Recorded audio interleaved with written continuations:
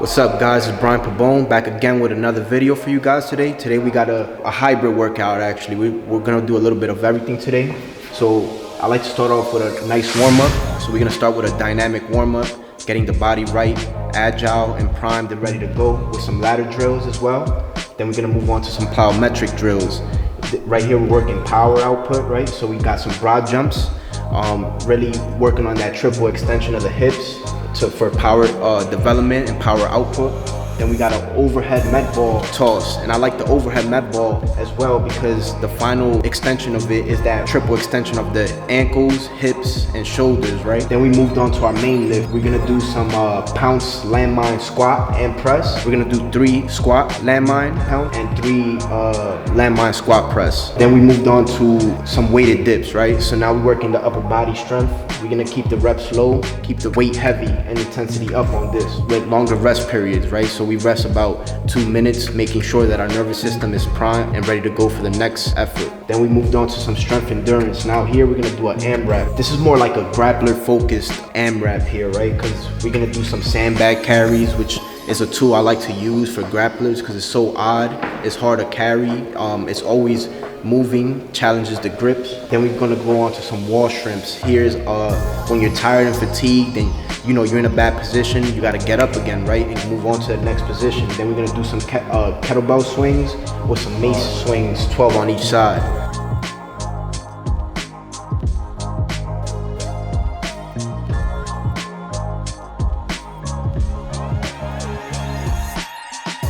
That concludes this workout.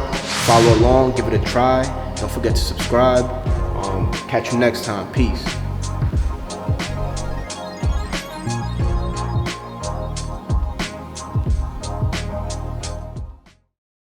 Hey, We back welcome. again.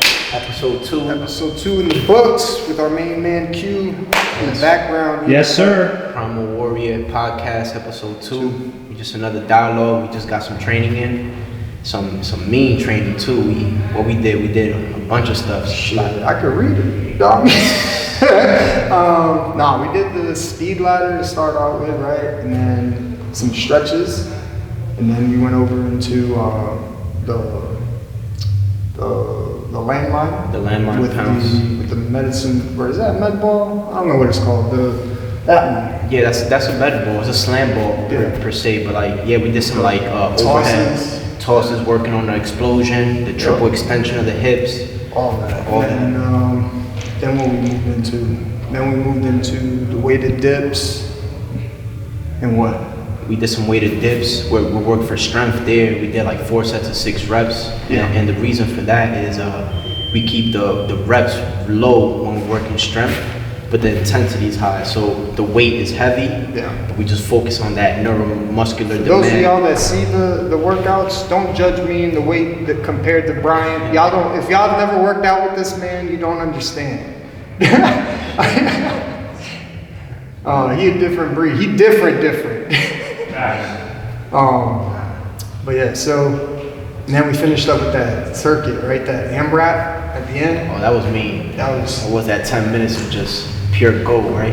On the gasoline resin. I think honestly you gotta go into a place with some of this shit. Like I don't know how it worked for you, but for me, like I go into like a different place mentally. Like I'm not thinking about like whether I'm tired or whether it hurts or any of that. Like I'm in like a different place. Yeah. Like mentally, physically I'm there going through it, and like mentally I'm yelling at myself the entire time. Like so, like if I look quiet or like dazed out, internally I'm like screaming at myself, like all this shit that's on my mind, and I'm thinking about things, and like the clouds start to like go away, which is what we talked about last time, right? Like this gives us like that clarity. Yeah. And then at the end of it, man, like you kind of feel like you're in this like zenful place where like everything's clear. You can kind of see things, you feel things a lot. That's like the warrior's paradise right there. You know what I'm saying? Man, like, that's actually a really good way of phrasing it. Warrior's paradise. Yeah, man. It's just like it's almost like everybody that does this or is dedicated to any sort of like martial art or something that they have to dig in like really deep for, they understand that, like, yeah, like that's why we do this. Like, it's to get to that place, you know, that place of clarity, that moment of clarity.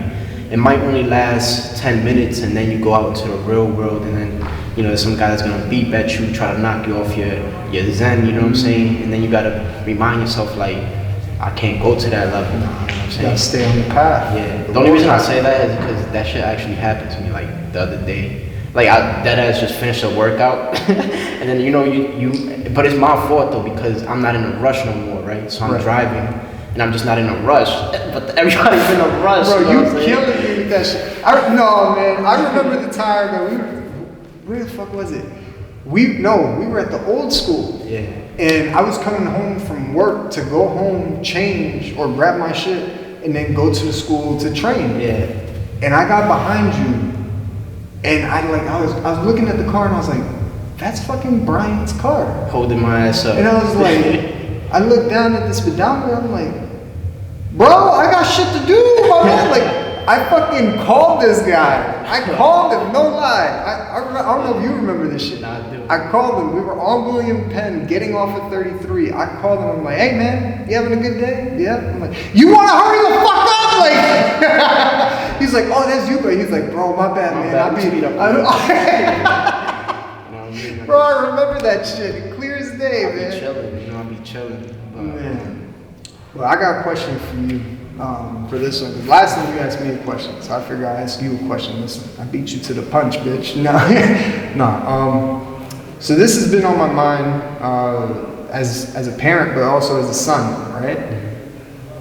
You took this leap of faith to invest and double down into yourself, right? Like, not just into yourself, but into your brand, into your lifestyle, into what you believe in, right? Like everything, whether, you know, it's your belief system, the way that you look at things, like your perspective. You kind of looked at the world around you as it was like on fire, like the world was literally on fire, right? And figuratively. And you doubled down on yourself, and here we are, right? Like, what and how, like, what went through your mind to get to that point? When you're done, I'll explain why I'm asking that question, because there's certain things that have been on my mind a lot lately. You know, recently turning 33, right? Like, and there's just been a lot of things on my mind. So, yeah. Yeah. So for me, right, it's like I thought of this quote, right? I thought of it as like there's beauty in the struggle, but there's also strength in your pain, right? So what I come to notice and come to realize is that, you know, there's no way I'm escaping the traumas that come with the world, you know, or the pain that comes with being in the world. But what was given to me, the struggles that are given to me, are uniquely for me, you know what I'm saying? And I just had to dig deep and always understand that, you know what I'm saying? Like, whatever it is that people believe in, a greater power, a universe, whatever they want to say, for me is God, you know what I'm saying? So I keep my faith in God, and I know what was given to me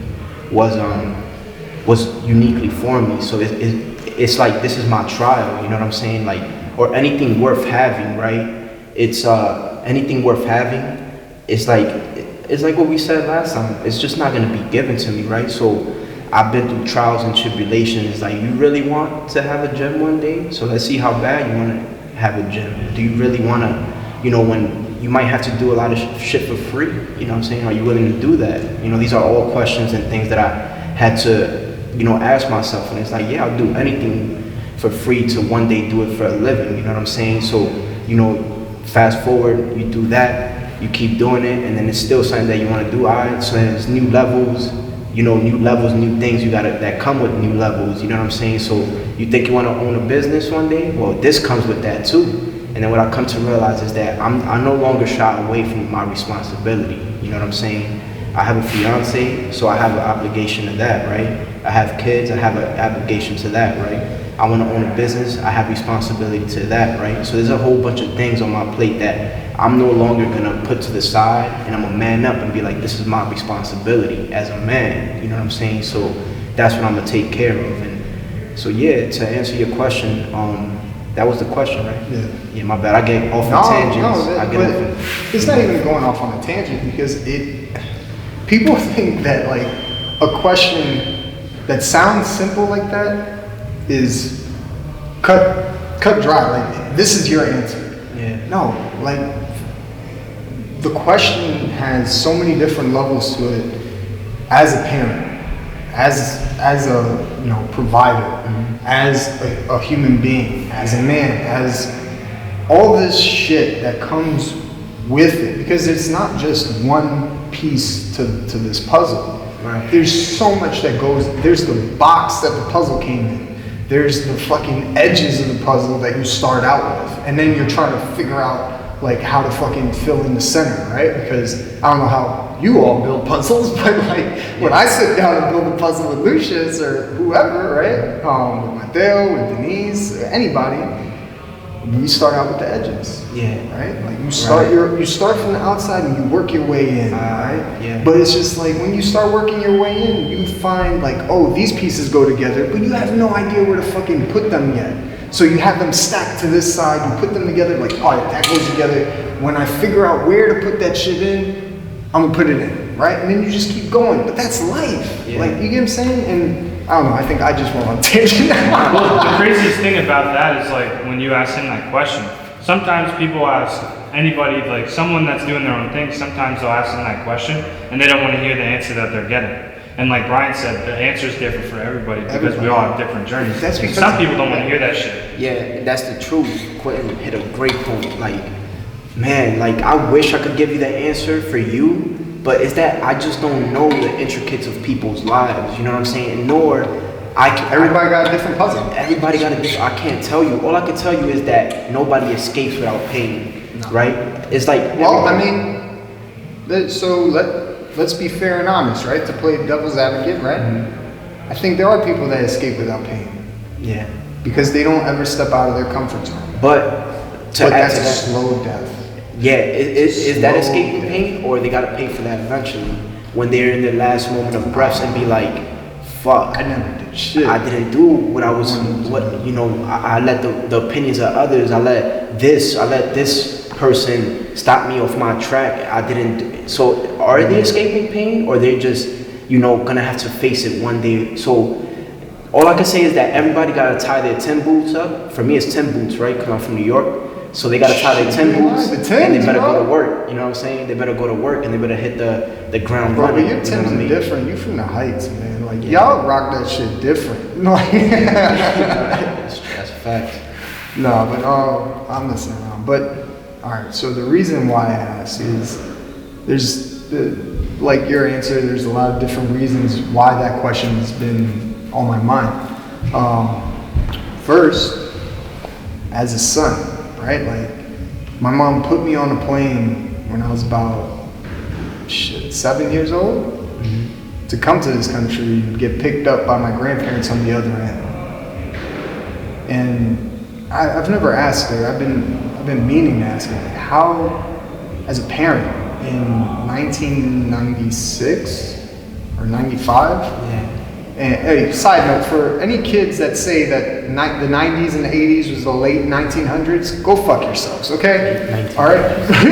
But in any case, like, as a parent, like, what goes through your mind to put your only son on a plane by themselves in search of a better life, and then you stay behind to close out whatever you need to close out with, right?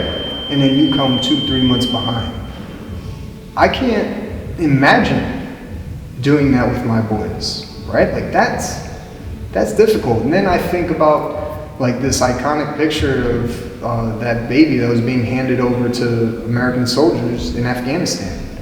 A 2-month-old baby or a couple weeks old baby being handed off to complete strangers, right? Like in search of a better life. Wow. Like,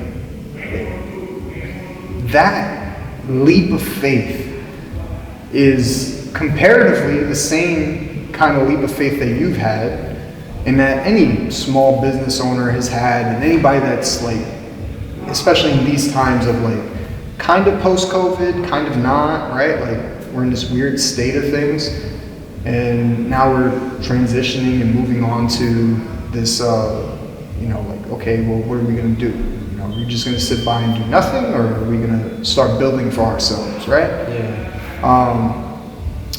So that's one aspect of the question, right? As far as like why it's been on my mind. The other aspect is as a husband, as a father, like showing, like, society, I think in a way kind of fools us to think like what a man or what a human being should be in 2021, right? I think it's so much simpler.